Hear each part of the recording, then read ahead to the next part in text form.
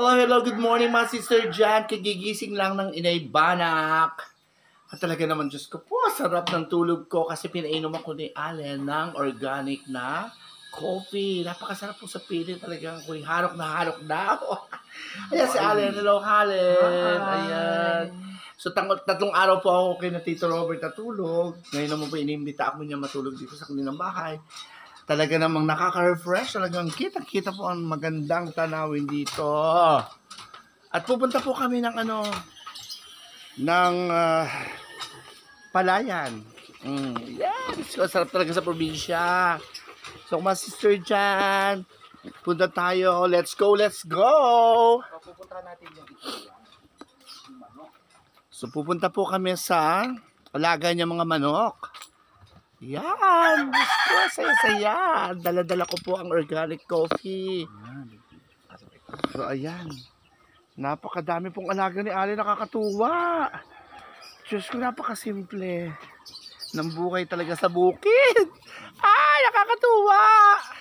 Ayan po, Ayan po, ang mga manok niya.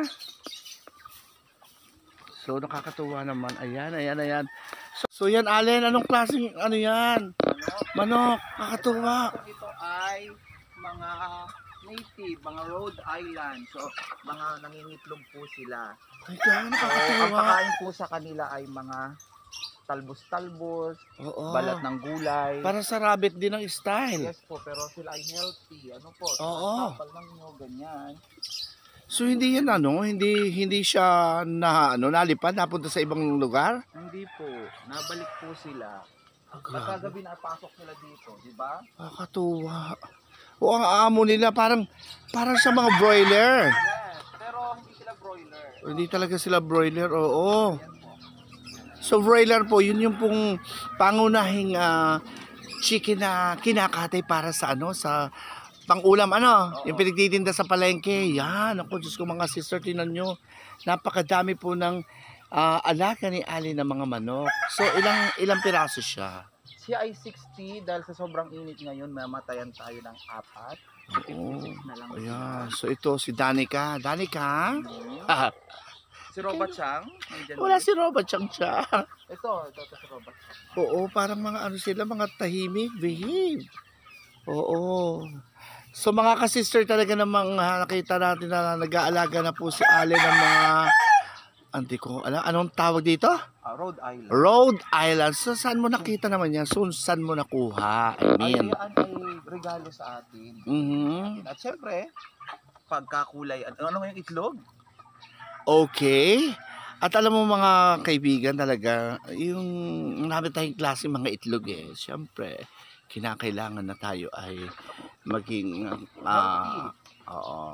healthy rin ang ating katawan. So, kinakailangan natin na magkaroon din ng kumbaga itlog na kinakain natin sa araw-araw. So, maraming klase mga itlog siyempre.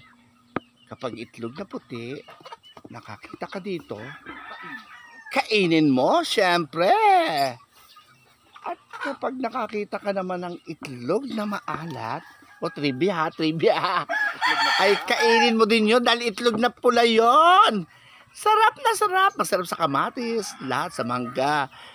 Pero pag nakakita ka ng itlog na brown, ayan, kainin mo. Organic yan! Ay! Ayan, Taray, itlog ka na namang napulot. grabe, meron na namang itlog. Yes. So talagang So, lagi silang nangingitlog. So, libre na kami sa itlog araw-araw. grabe, kahit wala, di ba usually pag yung mga manok na kinakailangan na maglambing-lambing ang mga lalaki para mangitlog. Pero dito, sa manok na ito, Nangingitlog na sila. nangingitlog kahit walang, galing. So paano nangyayari yun? Ay meron silang, may sarili sila na meron naman silang tandang dyan. Oo. Sila tapos ayun, okay naman kinutukan nila pandan, mga damo. Oo. Kaya yun, okay naman natuka sila ng mga Mga gulay-gulay. gulay. Actually, ito mga gulay, galing po ito sa Palengke. Sa palengke po, oo. So, mga fresh po yan. Siyempre, paglilipas po ang At syempre, At syempre, yan, may mga mangga po kami. Indian mango. So, sa nakaka-relate po dyan, nung bata tayo, Ayan, lagi po natin pinupuntahan ng mga manggahan sa bukid para makakain tayo. Sasaw natin sa asin at bagoong. At syempre, ayan, Ang bucolaceous. ang bucolaceous. Oh, nako. Ang sarap talaga mamuhay sa bukid, ano? Oo, Wala ka totoo yan. stress. Oo, totoo po yan. Lalo't may mga tanim kayo, mga pagkain, talaga naman masasabi natin, libre na tayo sa lahat ng mga prutas na kakainin natin na mabibili sa palengke. Yes. So, dadako naman tayo. Dadako na tayo. Isara mo yan. At nakataka sa isang pilantod na. Pasok yan. Buksan mo. Yan. Pasok, pasok ka na, pasok. Pasok, pasok, pasok. So, ito. Yan. Nakawala. Nagabul. Yan. Nagabul na ang aswang. Ano siya? So, nakawala pong isa. Pinapapasok po ni Allen. Allen, Yes. Chuchu Caracas. pasok ka na, pasok. Ipasyal mo Pasok yung dito. Pumasyal ka doon sa dagat. Ayan, sa palayan. So, ito po yung palayan ni na Allen. Wala lang po mga tanim ngayon kasi alam naman po natin ayan, dito po masarap mamuhay sa ganitong lugar lamang, yung may mga tanim ang kalampalayan. Pero ngayon po, wala po ngayon tanim kasi parang kakaano lang po nila, kaani lang po. So may mga ano po sila, may time po para magtanim. Ano po? Yan po ang kanilang mga tanimang palayan. Ayan. Napakasarap po ng piling pag meron po kayong inaalagaan mga halaman at mga hayop. So ayan. Kakatuwa. Actually, kagabi po ay nagbabala kami na nahabol niyo yung ano. So makulit po yung isa na nakawala. Hindi po pumapasok. Hinahabol po niya. Talaga naman, hirap na hirap si Allen. So may tandang at anhin pa dito. Allen, nasa na? Nakawala na siya. Oh. Gusto mo bang masilip yung ano? Ayun, nakita ko na siya. Huli ko na siya. Ito na siya. Ayan, Diyos ko, napakalikot. Nakawala. So yun, papasok na po muli. Ayun. Yes! Yung binatukan. Yan, pagkatapos namin pumunta sa Manukan ni Allen ay kakain po kami ng umagahan at tanghalian. So ang pagkain po namin ay sinaing na galunggong. Ayan, sa may kalamyas po siya. At kinataang kamanse na may Sitaw at tuyo. sitaw at tuyo. Napakasarap po niya, no? Ayan. Ha? Siyempre, hindi mawala pong kanin. So, ayan. Ako, napakasarap talaga po ang buhay probinsya. So, kain na tayo, bebe. At syempre, hindi mawawala ang aming panghimagas, ang nilagang mais. Yeah, Tagalog yan, di ba? White. Mais. Okay. Kung napakasarap po niya. Talaga masustansya. Di ba, bebe? Say hi, bebe. Hi. So, po yan ang anak ni Allen. Malaki na ang baby namin. Okay, kain na po tayo. Kain po tayo. Hi. Yan si Bebe, kain po tayo. Yeah, okay lang. Ano ka, edit ko na lang. Buta mo na lang ko kaya nga. Yes. So yan, kain po tayo. Ay, talaga naman Bebe. Ayan. Ayan ay kulang. So kain po tayo. Yan, syempre ang paborito na lahat ay totong. Ayun, para makita ang baba. Yes. Mabayari ko kaya. Grabe. Yan. Ayan, kain po tayo, totong. And gusto mo siya talagang makita. Ayan, sarap po. Mm. So, para ligtas po tayo sa cholesterol lagi. Kailangan natin kumain po ng isda.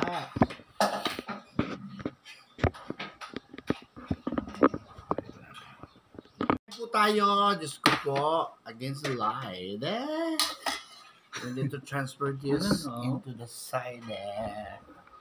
Lalo ng against the light. Di nito kumain. Ayan, di maganda. Di nito. Wala. Dadating ito. Ayan! Ang ganda! So, kain po tayo! Diyos ko po, ang inibana. It's always, fresh. On the go, fresh. Yes, fresh na fresh from New Zealand. Eh, kain. Mm-mm. Ayan, katabi. Eh, mama katabi mo. Ito na.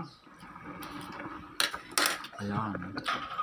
Iba pagkata sa bukid, fresh ang isda, fresh ang gulay, Yes. inaanya sa bakuran. Ha! So, kain tayo dyan. Magtanghalian po tayo dyan sa lahat mga nagtatrabaho dyan sa ibang bansa. Hello! Sa mga sister ko dyan, kain po tayo. Ano ba, sister? Yan. Ano ba, sister mo? Sino kabats mo? Sina ano po, Clement, no? Hindi, yung sila Georgie Montales? Hindi. Hindi? Bata yan, mas 50 lang yan. Ilan taon ka niya? 50 lang po. Ay, bata ka. Wow! Naligipin siya. Ano siya? Sarap. Ay, nakalilitit pala yun. So, lagi pong Fresh. kung kinakain mo laging karne. Yun po maganda yun. Siyempre, kinakailangan po balance. Kumain tayo ng gulay at isda. Masarap yung yung galing sa bakuran mo at bakuran ng iba. Siyempre uso dito sa bukid, yung pahingi naman ng sitaw, ng papaya at malunggay. At least may panghingi. Hindi naman kumuha ka na lang na wala kang pasakit. Hindi katulad sa ibang lugar, sa Manila lalo na, hindi mo mahihingi yung papaya, malunggay, di ba? Tama naman po si Alan. Tama naman po si Alan.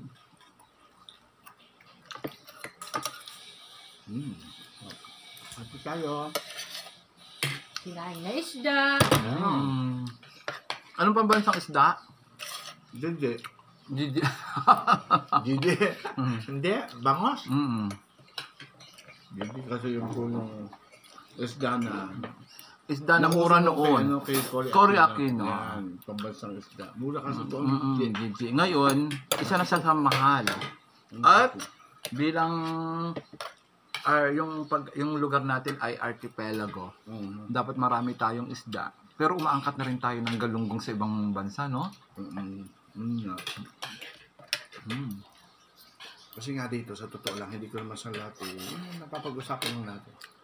Mga isda dito, kahit maliliit, kinukuha nila. Unlike doon sa ibang bansa talaga. Pag may sukat sila, at hindi talaga akmado sa size, hinuli nila. Binabalik. Binabalik nila.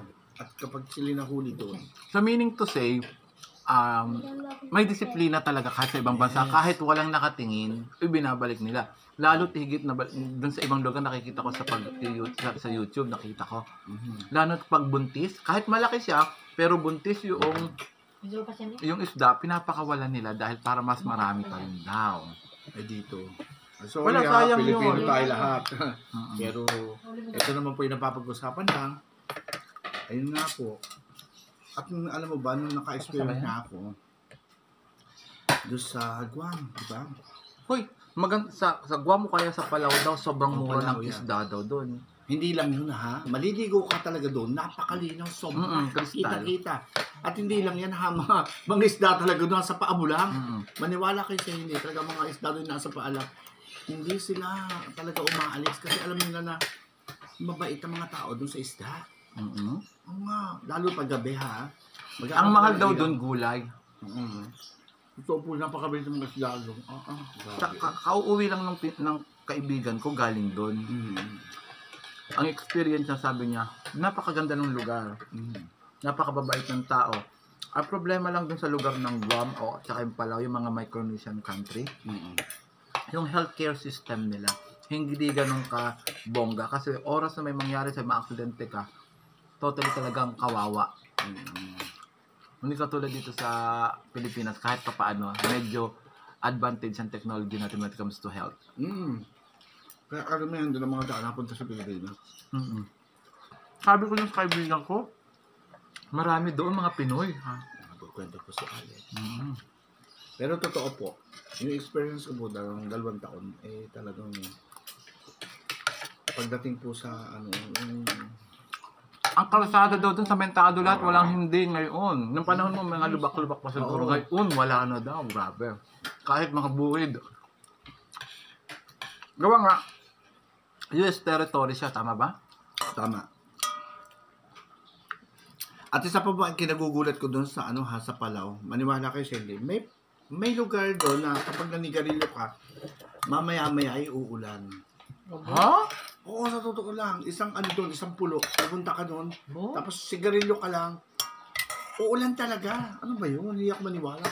Na-experience mo ba yun? Na-experience O baka nung coincident. Hindi naman. Siguro, pero talagang Pero yun talaga ay matagal na sinasabi na ganun. Basta Oo. manigarilyo ka doon, Oo, Uulan. hindi naman dagdian ng ulan. Kung baka mga ilang minuto, uulan. ulan. Ambon. Mahirap ipaliwanag.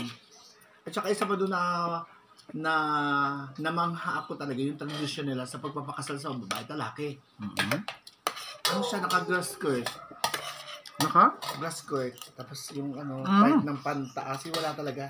Parang yung kultura nila. Yung kultura oo. nila. Mhm. Parang kung sa Hawaii nakatahi, yung parang Tahi siya. tahi Totoo siya. po yun.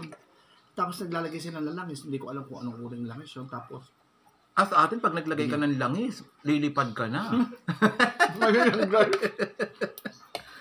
hindi totoo seryoso. Kayang, tapos yung sasayo yung babae, tapos bibigyan ng mga pera.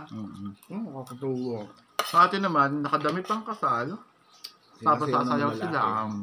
Sasabitan ng pera. Iba-iba talaga yung traditional nila. Yung ating kinalakhan. Gawi. So yun, ang dami pang Yung 2 years mo dun sa Palau, Hmm. masaya naman ang buhay mo dun. Masaya na ako. Challenging. Mababait ba ang mga Palawanan? Palawanan ba ang tawag sa kanila? Palawain nyo. Palawain nyo. Malungay na ngarang? Yes, marami pang mga words na skill na alam ko po. Katulad po ng umaga, malungil tutaw, good Ano yun? morning, malungil tasil, magandang tanghali, malungil kabasingay, magandang gabi. Ayan, Diyos ko. Tapos, narigira Ruth, narigira Allen. Ibig sabihin po nun, nasa si Allen. Oh, di ba? Marunong. Paano yung yung halimbawa ay mga malungenge? Malungenge? Actually, lasa nyo. Ngenge. Malungenge. Malungenge? Ba? Pero sa Malungenge. total, mababait ang mga Pilipino talaga doon. Nagkakaisa kayo doon. Ang nakakaisa kasi, pag yung iba, nag-i-invite sa bahay. May mga press na paano, panito ka. So, kwentong OFW pala talaga. Namimiss mo din yun. Yung pag- Ano siyempre. Tapos yung mga May mga friend ka doon na nandun pa rin sila hanggang ngayon. Hindi ko na alam. Kasi 2000, umalis ako noong 1999, tapos umuwi ako ng 2001. Matagal na. So, hindi ko alam kung nandun pa yun. Pero ang tangi kong nasagap na balita is yung iba doon ay nakakuha ng multiple visa. Oh, yung So, swerte. So yung iba nasa Amerika na. Nasa Amerika, nasa no? Italy. Ito talaga. Pero hindi ko naman inano yung kasi. Ganun talaga ang Buhay. ang buhay. Hindi mo naman alam kung ano mangyayari sa iyo. Siguro may pagkakataon na inisip ko, hindi para sa akin dahil. Yung ganun lang naman buhay, di ba? Ayun, pero masaya ako kasi ako naging Miss Gay doon.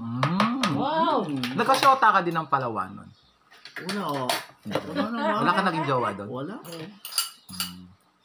Pero mapagmahal sila. Walang din. Kasi Walang ugali na sa ganito. Lalo't lalaki. Ito yung usap-usapan lang naman. Hindi ko naman sinisiraan. Through my experience naman. No? Kasi, mga lalaki doon, huwag mong papatiin. Pag may kasama mga babae din, Okay. matapang sila. Kasi ang tawag doon ay mga otak model bakla. Kasi sa hindi mo naman inaano, binati mo lang dahil kakilala. Ayun nila. Napaka kung anong isipin na ganun. Respeto. Respeto mo yung space nila sa ngayon. Okay. Ngayon na ako'y nakabibigla din sa kanila. Pero pag mag-isa naman sila, Michelle kasi ang pangalan ko po dyan. Michelle D? Hindi, Michelle Mendoza. Wow! Kala ko si Michelle D. Ikaw si Michelle D. Hindi magkaintindi. Ang dami ko pong experience yun. Michelle D. Marami makauwi? kong experience nun na hindi ko dapat, I-disclose. Oo, kasi baka okay ba, masama din naman. Pero, may pagkakataon talagang masaya din talaga.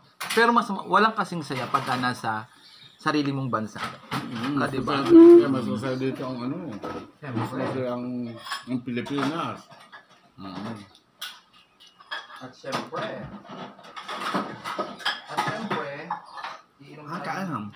iinom tayo ng tubig. At ang iniinuman natin ng tubig, syempre, Pilipino. Jollibee. Hoy, umuha ka ng ano ha? Hindi ha. Ba? Dahil na i-promote mo ba ang Jollibee ha? Uhulinin ka lang ano. Hindi po yung Jollibee. Joke lang po. Hello. So, ang gana mo naman kumain. Oo nga. Siya po yung nagpainom ng ano, nagpainom po siya ng... No. Ay, ano pala, not against the light. O, ayan. Ang nga, maganda. Oo. So, yun nga po, nagkakwento kami ni Ale. Talagang... Kumain ka na. Ako.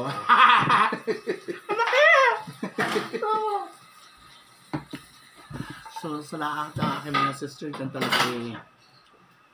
Sa hindi mga, siyempre, hindi makatiis, naman hindi makauwi ng Pilipinas, ay uwi na kayo. At masarap dito sa Pilipinas, makakakain ng masasarap. At mura pa.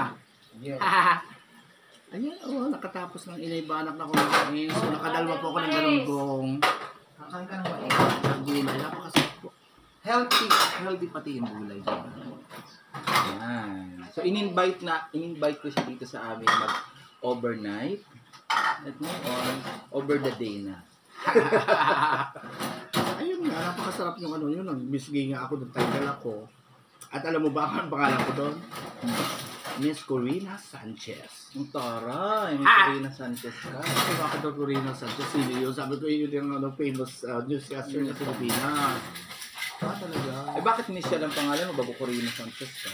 Hindi, yun ang pangalan ko lang sa Palau. Okay. Kasi sa Miss Gay, edi ano, Corina Sanchez. Oo, yun. Ilang taong ka na nung nag-abroad ka? 27, 20. So almost 30 na nung umuwi ka. Yung first year ko doon, ako yung second runner-up. Pero best in talent at saka best in casual. Tapos yung the following year, nakuha ko na yung aking titulo, Miss K. Palau. Excuse me! Kasi mo nun. Ay, butit nilay. Para kang dragon. Sabi, natural lang yun. Kumbaga, hindi mo naman sinasadyang pagkakataon. So, ayun po, nakatapos na kami ang pagkain ni Allen. At talaga po mag-ready kami. Kasi pupunta po kami sa bayan. At datinig ko po yung binigay niya sa aking mga Mother. Yung binigay po niya na pagkain para ibibigay kay nanay. At after that, pupunta kami kay Tito Robert. Yes! So, kita-kita po tayo sa bayan. Maraming salamat po sa patuloy na pagsubaybay kay Inay Banak. At kahit isang buwan nang hindi nakapag-vlog ang Inay Banak, may kadahilanan po, huwag na nating alamin, ang importante po ay nandito muli at patuloy na magbibigay sa inyo ng saya. So, hanggang sa muli po. Bye-bye! Dapat